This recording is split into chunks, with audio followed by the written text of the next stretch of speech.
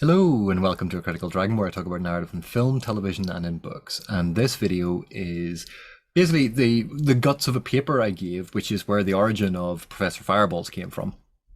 But the paper itself is actually about what I thought at the time was quite an interesting concept, which is role-playing games borrowed and stole very heavily from fantasy, from the genre. It took all of these things, it created a new narrative paradigm, and that has now fed back into the genre.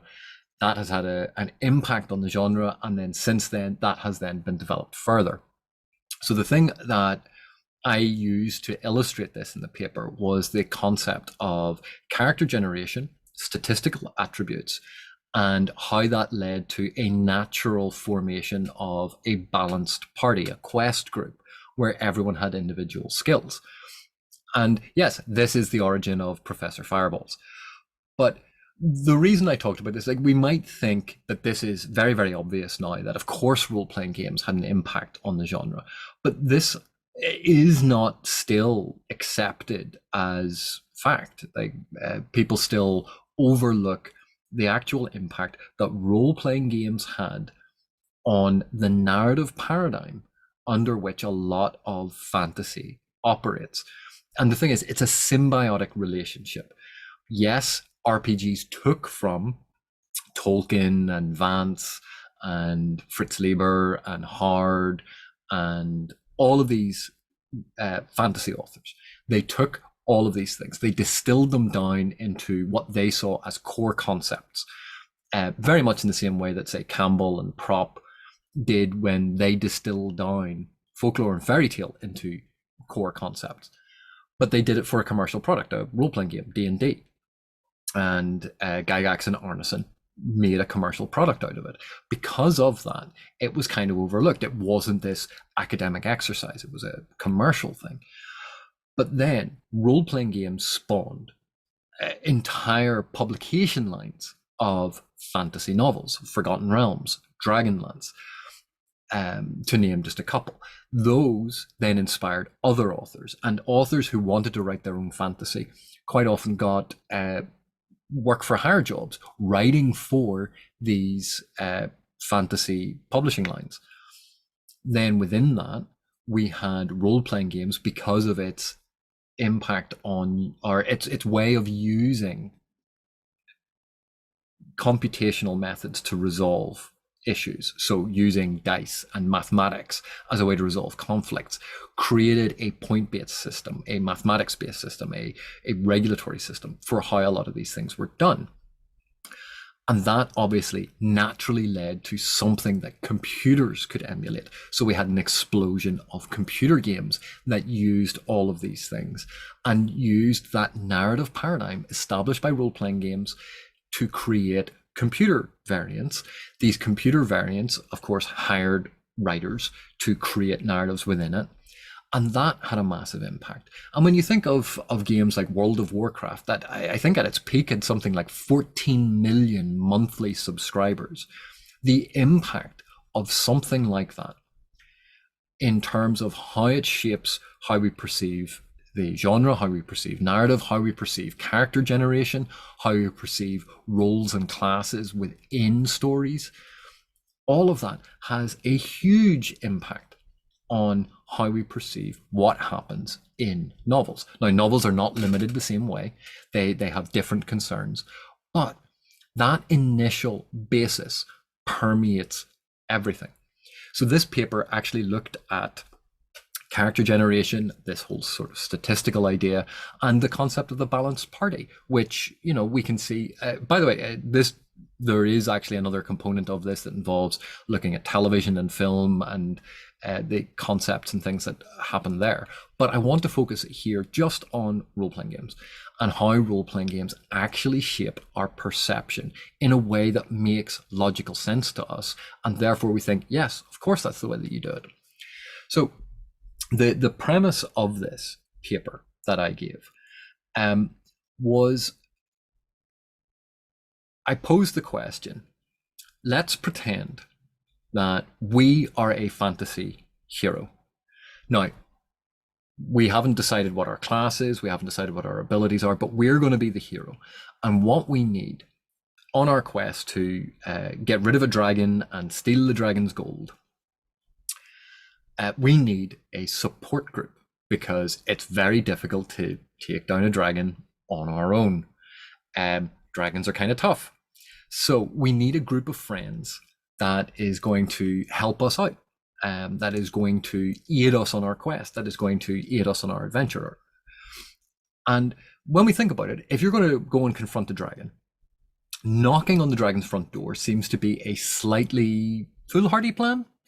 And fantasy wisdom dictates that every dragon's lair is going to have a secret entrance. And that secret entrance is likely to lead to some sort of booby-trap dungeon. And that booby-trap dungeon is what we're going to sneak through in order to get to the dragon and catch them napping. So, how do we find a secret entrance and disable booby-traps? We need a thief, a burglary expert.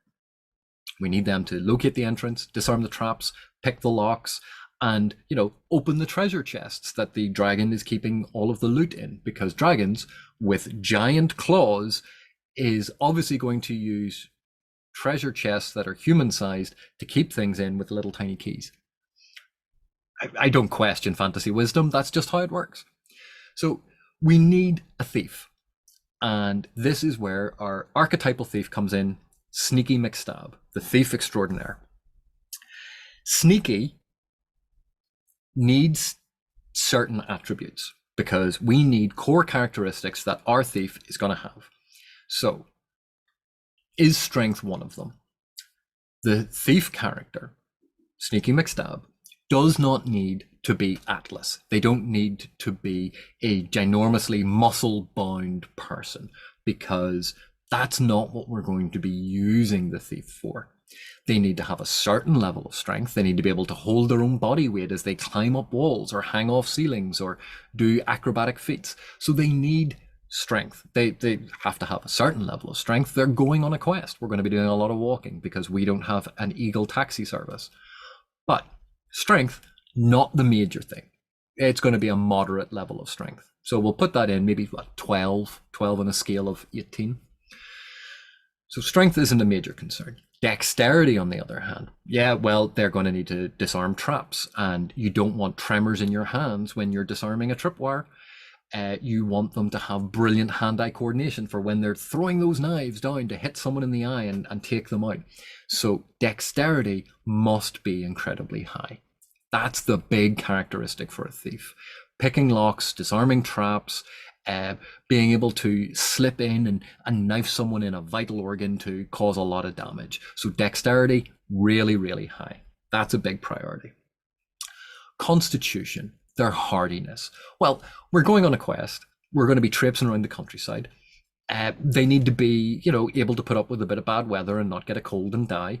So yeah, some constitution, but they're not going to be a big frontline fighter. They don't need to be this hugely powerful, bulky, hardy person who can take 20 hits. We don't want them dying from one punch to the face, but at the same time, that's not what we're relying on. They're going to be sneaky.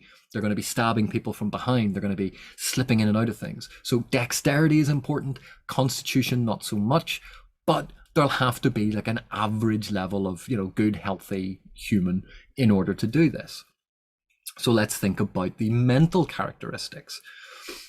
Intelligence. How intelligent does the thief have to be? Well, obviously, thieves have a certain level of street smarts. They have to know which items they can sell for the greatest value to offense. They have to have numeracy, which is obviously an intelligence skill. We would like them to be able to lace their own boots. So we don't want them being stupid, and they shouldn't be stupid. But at the same time, they don't have to be rocket scientists. They don't have to have bizarre arcane knowledge. So intelligence, again, average is absolutely fine. Then let's think about wisdom. Wisdom and thieves don't generally go together, but a certain level of common sense would be nice, because if there's a golden idol sitting on a pedestal, we would like our thief to be wise enough to think to themselves, maybe it's a bad idea to pick up the golden idol until after you've checked for a pressure pad linked to a trap where a giant boulder is going to come down. So some common sense is going to be good. And that leaves charisma. And charisma depends on the kind of thief that it is. If it's a thief who relies on a lot of cons and scams, then yeah, charisma is going to be hugely important. So if we're trying to convince the dragon to invest in a pyramid scheme, we want a hugely charismatic thief. But a dislikable thief with very little charisma is going to be fine on our quest because we need them to disarm traps. We're looking at that function that they're doing. But at the same time, it's an individual choice, really. You're going to be stuck on an adventure with them for weeks. If they have a certain level of charisma, then maybe they could be the comic relief. They can be snarky and cynical and tell us jokes and have that dry wit when everyone else is being very serious about this quest. And we know that the thief has to be flexible and acrobatic because they're going to be dodging traps, they're going to be climbing walls, they're going to be walking across tight ropes. So in general terms, a younger character is probably going to be better than a much older character. And then again, we think about it, there aren't that many elderly thieves out there because they get caught and killed. So it's quite likely that our thief character, Sneaky McStab, is going to be on the younger side. Now, yes, this is a dangerous quest. This is a dangerous adventure. There are going to be trials on the way. We need equipment for the thief to make sure that they're ready for this. So what is Sneaky going to need? Well, armor, let's start with armor.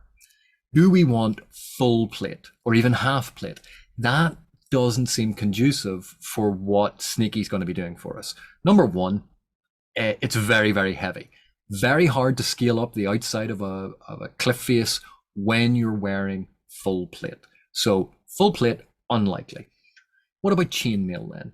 Well, chainmail can clank and make loud noises as they're trying to sneak around. So Sneaky is probably going to avoid chainmail. Also, like chainmail, made of metal, it's reflective, very hard to hide in the shadows when every moonbeam is going to light you up like a disco ball. So we're probably going to go with leather armor of some sort. It's flexible, it's durable, it doesn't clank, and we can dye it black so that he's harder to see in the shadows. So dark black, because let's face it, if we have our thief character in bright yellow suede with blue accents, that doesn't really fit with the hiding in shadows thing. So dark leather armor and very little metal. Any metal, in fact, will probably darken as well. What sort of weapons should Sneaky have? Well, as a stealthy thief who's going to be climbing on things, maybe shimmying down a narrow chamber or crawling through the air vent of an occupied building in the Nakatomi region, a big sword and a big shield is not going to be useful for that. We need Sneaky to be flexible, to fit into tight spaces, to be able to do all of these things. So big swords, big shields, they're right out. What about a short sword? Short sword could maybe work, but again, the larger the weapon, the more it's going to limit Sneaky's maneuverability. So we'll probably fall back onto daggers. Daggers are going to be very handy. And remember, Sneaky's not going to be up there in the front line. Sneaky's not going to be punching people and taking people out in a big one-on-one fight.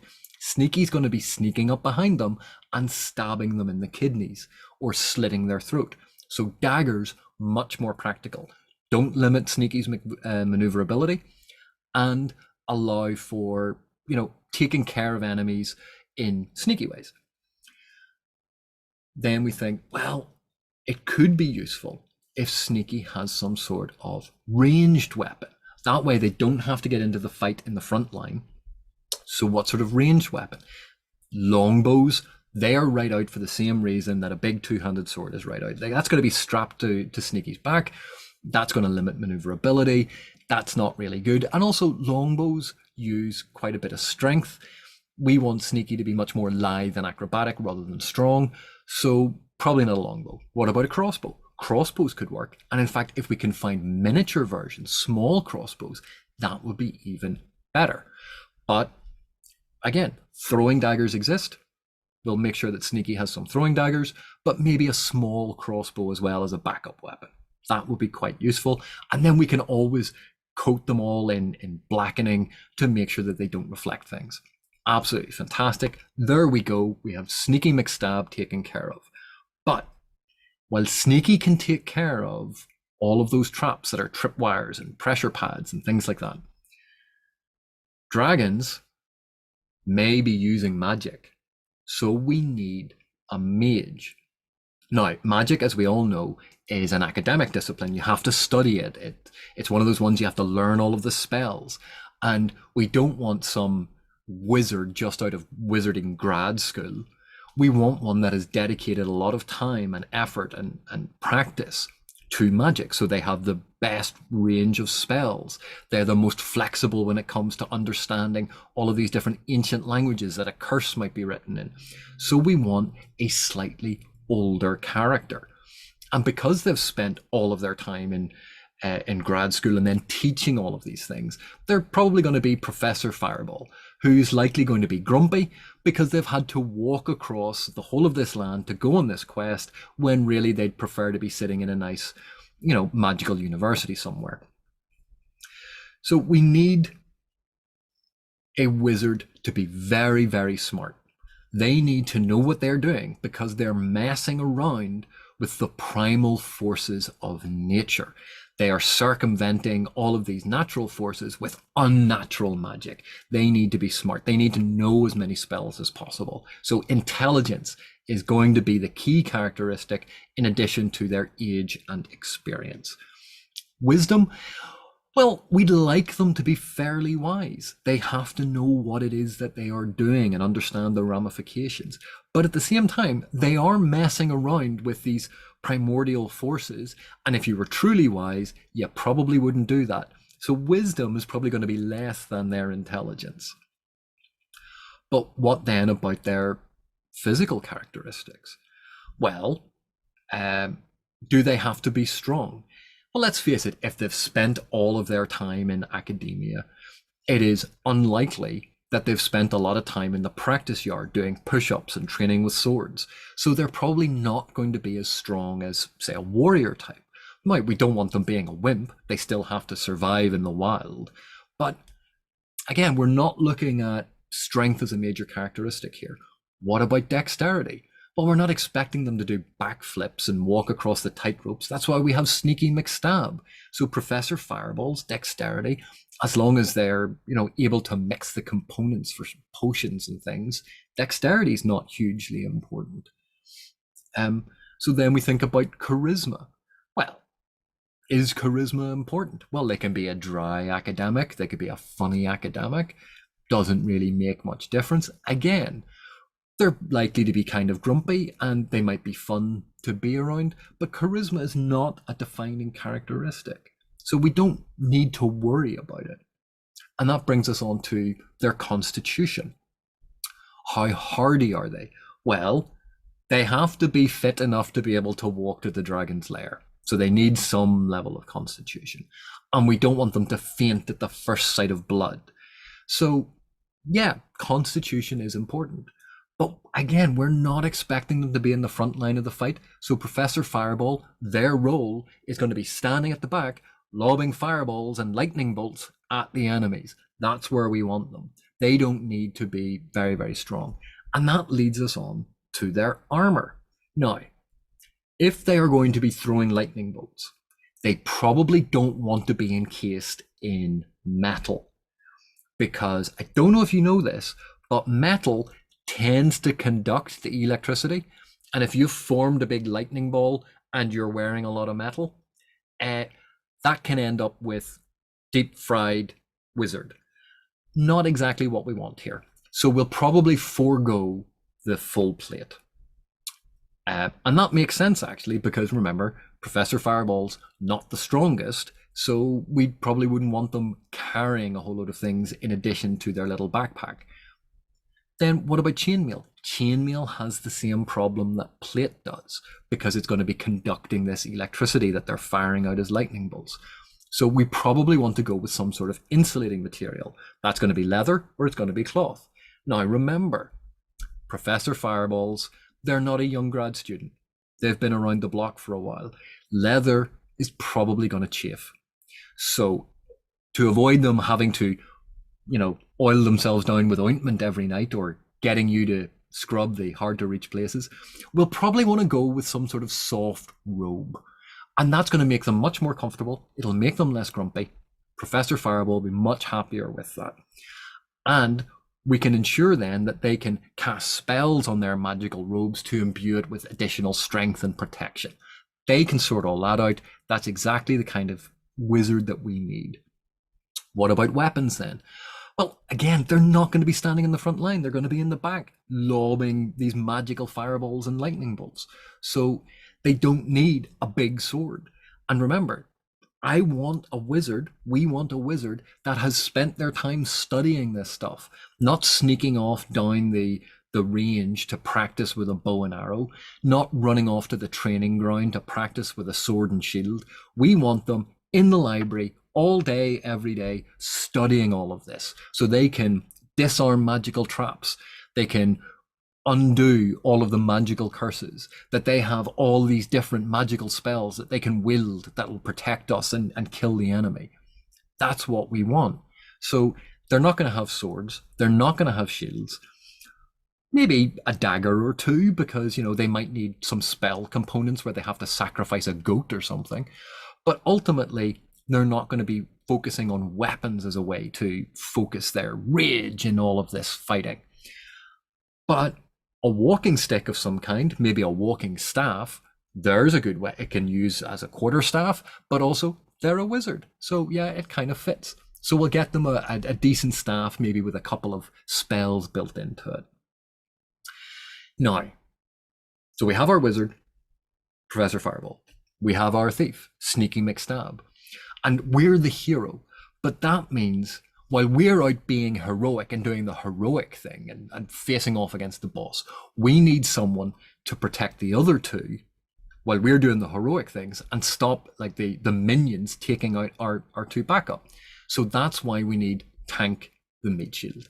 And Tank has a motto. If it moves, hit it with a big axe. That's who Tank is. Tank is there to be the bodyguard, to protect us, to protect the rest of the party, to stand in front of everyone, to take all of the hits, give everyone time to do their thing, to give Professor Fireballs time to find a position to throw a fireball, to give Sneaky McStab time to hide in the shadows and sneak up behind someone and stab them in the liver. That's Tank's job. Be the front line, hold everyone back, give everyone time. So if we want Tank to break heads and take names, they have to be tough, hard as nails. They have to be strong as an ox. We need someone who's going to do all of the heavy lifting. Because let's face it, once we've killed the dragon and we've gotten all the gold, gold is heavy. I'm not carrying it back. I'm the hero. Sneaky McStab isn't being trusted to carry it back because, Sneaky McStab is a thief and they're going to maybe steal it.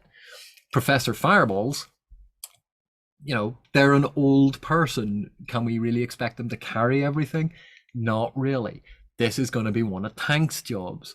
So Tank has to be very, very strong and tough. So constitution, strength, that's what we're focusing on here. What about dexterity? Well, as a warrior, Tank is going to need hand-eye coordination to be able to do those dramatic flourishes with the sword. Now, does it have to be exceptionally high? Not really. Just high enough that he doesn't accidentally decapitate us while we're on the quest and he's facing off against Nameless Minion 7 and Nameless Minion 8. But the dexterity has to be high enough that, he can, chop off someone's head, stab someone in the guts, that sort of thing. Get in a good hit. Be able to use a riposte and a feint. Those things require dexterity, but not really as important as the high strength and the high constitution. In terms of wisdom and intelligence, well, if Tank can obey simple commands like kill them, not us, and we don't have to constantly remind Tank not to eat the yellow snow, I think we're probably going to be okay. You know, as much as it would be great to have a bodyguard who was well versed in Shakespeare and Proust, I really want my warrior type to have spent all the time in the practice field, training, learning all of these tricks, doing weights, doing the exercises to learn the different martial forms that'll allow him to be really lethal in combat. Don't really need long philosophical conversations with them. So, and also we're going to have Professor Fireballs. We can have those conversations with Professor Fireballs. So, intelligence, wisdom, they're not a deal breaker. As for charisma, how much charisma does an unstoppable killing machine have to have? That's the question that we have here. Like, do we want Tank the Meat Shield to be a spokesperson for the Wayward Orc Home, or do we want them to wade through blood and guts and dispatch minion after minion without any psychological repercussions? Pretty much the latter. So, yeah, not really charisma, not a deal breaker. Now, in terms of equipping Tank is going to have to be slaughtering hundreds of these evil fantasy minions, the fantasy equivalent of red shirts from Star Trek. He's going to need armor everywhere, and that armor is going to be thick and protect him because he is going to be standing in front of everything. He's going to be attracting all the hits to give everyone else time and space. So that's going to be full plate, and if at all possible, inch thick metal. And he's going to need weapons. Big weapons, small weapons, every weapon imaginable, because, after a while, some of them are going to break, because that's how much killing we want them to do. But two-handed swords, one sword and shield, whatever, we're going to give Tank whatever Tank needs to kill all of the enemies. That's fine. No limitation on that. But we want devastating weaponry. Do we want him having a dagger? No. That's a bit silly. He's a big guy. Let's give him a big weapon so he can kill lots of things. So we're going two-handed sword, or maybe long sword and shield. And that's our core group. Sneaky McStab, our thief, Professor Fireball, our mage, and Tank the Meat Shield. But as silly as all of that sounded, you can see why the breakdown of these characters into those statistics, into intelligence, wisdom, charisma, and strength, dexterity, and constitution, even if we gave them slightly different names or did them in slightly different ways, but those are the sort of the core aspects that give us a physical and mental picture of a character. And we've used the role and function of that character within the group to define the statistics that we need, and then designed a physicality around those statistics that match them.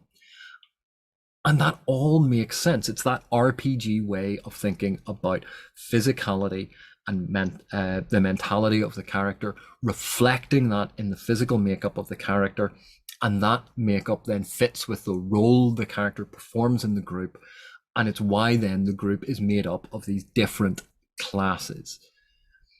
Because now we have a magic user, we have a rogue class, and we have a warrior class.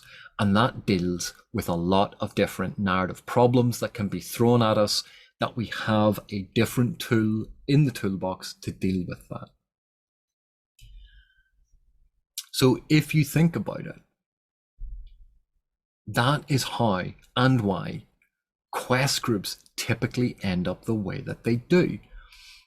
And one of the reasons this works so well, and we see it in TV as well, it makes each character distinct. They have core attributes and abilities that set them apart from the others. They have a style of dress that sets them apart from the others. They use specific tools that set them apart from the others. Now, within a role-playing game, one of the reasons why you would differentiate between what weapons and armor a character class can use is when you discover loot, instead of having everyone argue over the thing that you find, it might be a magical sword, and the wizard's going to go, well, I don't need a magical sword. The thief might say, well, I can't use a magical sword. And the warrior goes, oh, magical sword, that's handy for me. Or you find a magical staff, and the thief's going, oh, well, I want the magical staff. And the wizard says, but you can't use it. Again, it helps with the dynamic of the quest group. That is not to say that that is specifically how you play role-playing games. There are lots of variants of role-playing games. There are lots of different ways to play role-playing games, but you can understand that mentality. You can understand why it's constructed that way. And then when we think of quest groups, when we think of these groups of heroes in fantasy literature, we think of the small military squad. We think of the quest group. And in it, you'll have a character who is a wisecracking thief. You'll have a burly warrior. You'll have a grizzled veteran. You'll have the young hero who's going on the quest. You'll have the magic user. You have all of these archetypes. And their physicality tends to be related to their role. And that's why I think role-playing games and fantasy literature are really interesting when we look at the two of them together. Anyway, that's where the nickname Professor Fireballs came from. That was the basic part of this paper. The paper went on to look at, stuff in TV and film, to look at descriptions of specific hero characters and types of characters from fantasy novels that had nothing to do with role-playing, but how they were still using elements of these conventions, because we understood that armor type had a utility linked to class, that weapon type had a utility linked to class and role, that concepts of mages and wizards with these old men with their beards, and you can't expect Gandalf to be walking around in full plate like he's an old man, or Merlin wearing full plate, and then why it looks strange when you have a mage in full plate generating electricity, and why that can break immersion. But I hope you've enjoyed this, and I will see you in the next one.